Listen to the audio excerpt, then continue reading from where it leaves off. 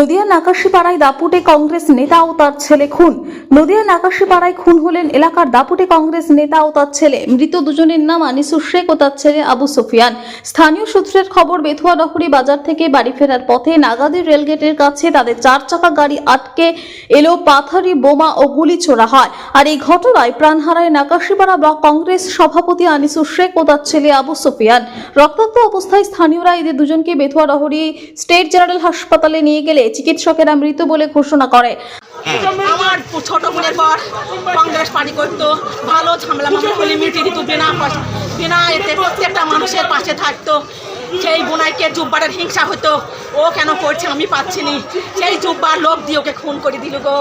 আর বোনের ছেলেটা LLB করছি, কল্যাণীতে থাকে, পাস হয়ে গেছে, সেই ছেলেকে কেন খুন করলো?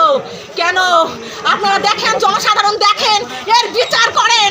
আমরা মেনে নিতে পারবো না। আমার বোনের একটাই মাত্র ছেলে, খুব দামি ছেলে, খুব দামি ছেলে। আপনারা জনসাধারণ, জুব্বার শেখ তো এখন জেলে। জুব্বারের লোক আছে চারিদিকে ছড়ানো, পুলিশও জুব্বারের লোক। পুলিশ এখনো বিজেপির আসেনি, এখনো বিজেপির লোক আসেনি।